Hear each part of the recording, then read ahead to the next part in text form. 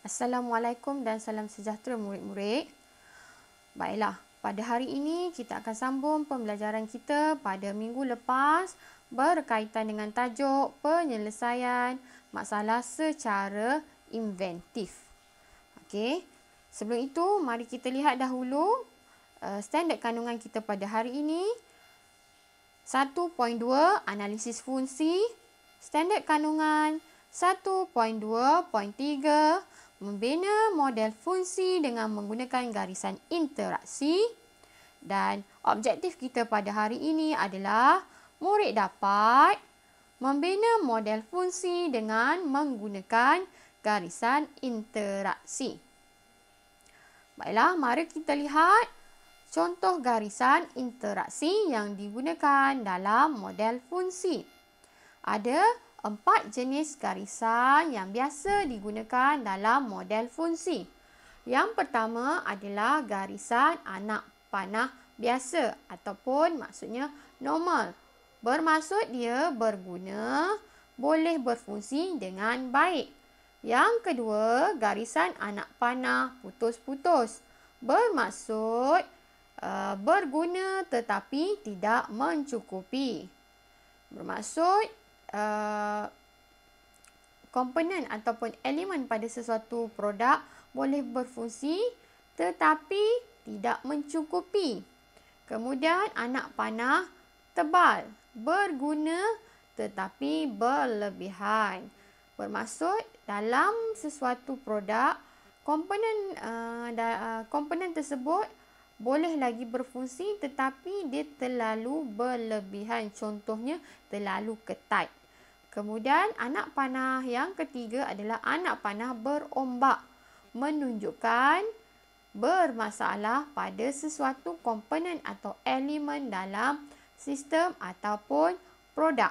Okey, 4 garisan interaksi ini biasa kita gunakan pada lukisan model fungsi. Contoh pada minggu lepas ataupun kelas yang lepas, cikgu dah ajar cara membuat lukisan model fungsi. Okey, model fungsi yang cikgu tunjukkan itu adalah model fungsi bagi produk yang tiada masalah. Jika anda perasan, garisan yang cikgu gunakan hanyalah jenis satu sahaja, iaitu anak panah normal sahaja. Bermaksud produk tersebut tiada masalah. Hari ini kita akan lihat bagaimanakah jenis garisan interaksi ini digunakan dalam lukisan model fungsi. Baiklah, kita akan lihat contoh bagi sebuah meja bermasalah. Okey, anda lihat. Okey, ada beberapa jenis garisan interaksi yang digunakan dalam produk meja bermasalah. Okey, ini dapat menggambarkan keadaan ataupun situasi di dalam komponen sesuatu sistem tersebut. Baiklah, anda lihat, kita tengok satu persatu. Lantai memegang kaki meja. Anak panahnya anak panah biasa. Bermaksud dia boleh berfungsi dengan baik. Kemudian kaki meja memegang muka meja. Anak panah yang ditunjukkan adalah anak panah garisan putus-putus. Menunjukkan kaki meja masih lagi boleh memegang muka meja tetapi ia mempunyai masalah. Mungkin kaki meja dan muka meja berada dalam keadaan yang tidak stabil. Dan yang seterusnya, muka meja memegang buku. Garisan interaksi yang digunakan adalah garisan anak panah putus-putus. Bermaksud muka meja masih lagi boleh memegang buku. Tetapi mungkin dia tak boleh pegang buku dengan baik. Contohnya bila kita letak je buku tu atas meja, kemudian tiba-tiba muka meja tu akan lama sengit ataupun condong dan buku akan jatuh. Ataupun bila anda letak buku di atas meja, tiba-tiba buku tu bergerak ke kiri lah sekejap ataupun buku tu bergerak ke kanan. Maksud dia tak tetap ataupun tidak stabil. Seterusnya anda lihat kepada skru. Skru memegang kaki meja dan muka meja. Garisan interaksi Yang ditunjukkan adalah garisan anak panah putus-putus. Ini menunjukkan skru tidak boleh memegang kaki meja dan muka meja dengan baik. Mungkin dia tak boleh pegang dalam keadaan yang longgar, jadi dia mungkin bergoyang. Okey, kemudian kita lihat pada skru ada garisan anak panah berombak. Ini menunjukkan ada masalah pada skru tersebut, iaitu kelembapan. Dalam model fungsi ini, situasi yang dapat digambarkan adalah berlakunya kelembapan pada skru menyebabkan skru tersebut berkarat.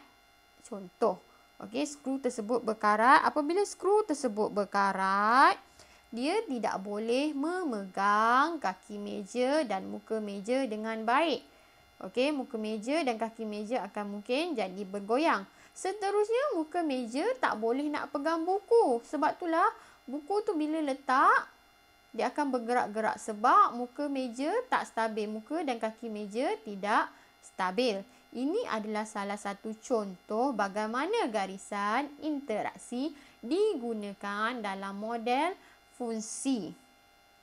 Digunakan dalam lukisan model fungsi supaya kita tahu di manakah masalah yang berlaku.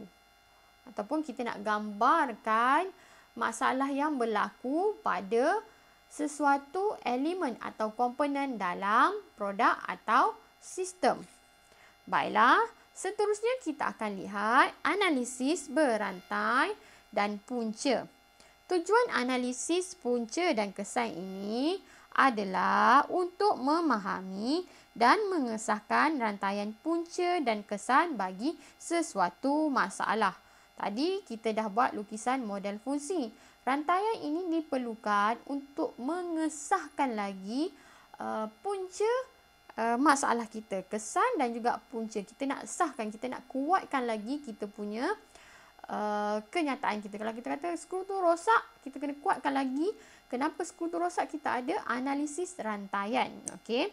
Dalam analisis rantaian berantai ini, soalan tu kita akan tanya banyak kali sehingga punca masalah dapat dikesan. Contohnya kita tanya soalan 1, kita bagi jawapan 1. Kemudian bila kita tanya soalan pada jawapan 1 tu, kita akan tanya soalan pada jawapan 1, kita akan tanya sehingga kita dapat jawapan. Kita akan tanya. Bila kita tanya, dapat jawapan, kita tanya lagi soalan tu. Tanya lagi, kemudian sampai kita dah tak boleh nak tanya dan kita dah dapat jawapan yang terakhir. Bila dah dapat jawapan yang terakhir, yang jawapan tersebut tidak boleh dipersoalkan lagi, maka soalan tersebut akan dihenti dan jawapan diperolehi. Jawapan tersebut mungkin akan diperolehi disebabkan oleh beberapa halangan. Beberapa halangan. Ini adalah contoh jenis halangan dan juga contoh halangan. Jenis halangan yang pertama adalah halangan semula jadi. Contoh dia adalah panas, hujan, kelembapan. Macam situasi awal tadi, meja rosak. Apa dia masalah dia ataupun punca dia adalah kelembapan. Macam yang kita sedia tahu, dalam keadaan sekeliling kita ni ada udara lembap. Ada kehadiran wang air. Lama-lama, maksudnya skru tu bila terlalu lama terdedah, lama kelamaan dia akan karat. Itulah contoh. Kemudian jenis halangan yang kedua dari segi sains dan fizik. Contoh halangan adalah momentum dan graviti.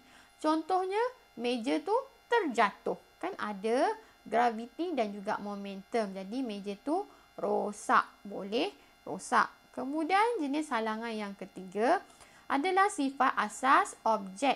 Contoh halangan adalah dari segi kebolehan manusia.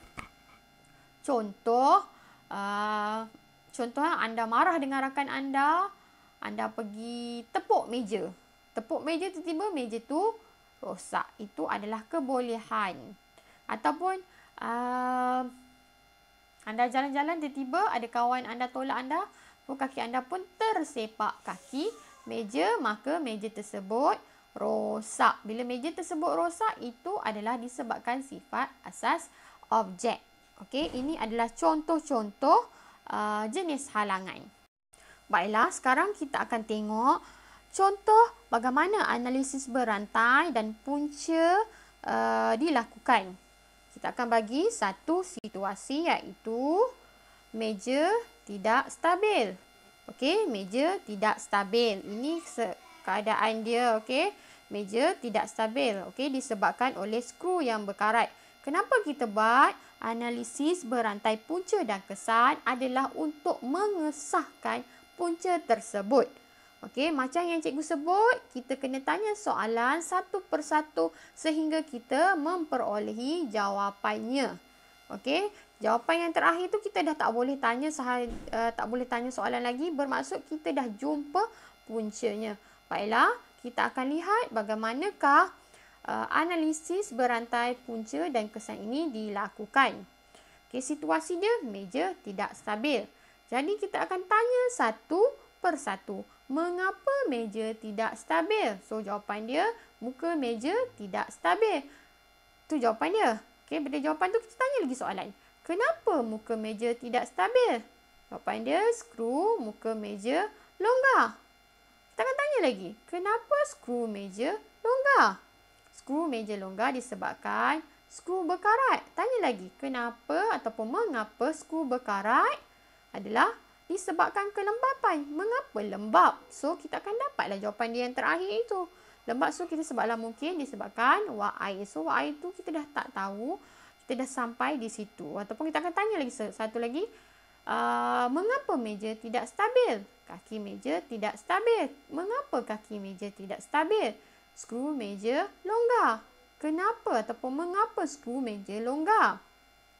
Skru meja berkarat. Mengapa skru meja berkarat? Okey, disebabkan oleh kelembapan. So, bila dah sampai jawapan akhir tu, kita dah okey, kita dah tahu punca dia. Kita dah tak ada jawapan, kita dah tak ada soalan lagi nak tanya. So, dia akan terhenti di situ. Ini adalah kita panggil sebagai analisis berantai punca dan kesan. Kesimpulannya adalah meja tidak stabil kerana skru yang memegang antara kaki meja dan muka meja telah berkarat dan patah kerana kelembapan semula jadi. Okey, super sistem. Okey, kelembapan semula jadi maksudnya di luar sistem yang kita tak boleh kawal. Jadi ini akan mengesahkan lukisan model fungsi yang kita buat tadi. Bila kita dah buat model fungsi, kita ada buat analisis punca berantai ini. So, kita akan mengesahkan penyebab ataupun punca bagi suatu masalah. Okey, itu sahaja untuk hari ini. Jika anda tidak faham, anda boleh bertanya dengan cikgu. Okey, jika anda nak salin nota, anda boleh pauskan video cikgu. Dan jika hendak mendengar penerangan cikgu, anda boleh mainkan semula video cikgu ini. Baiklah, itu sahaja untuk hari ini.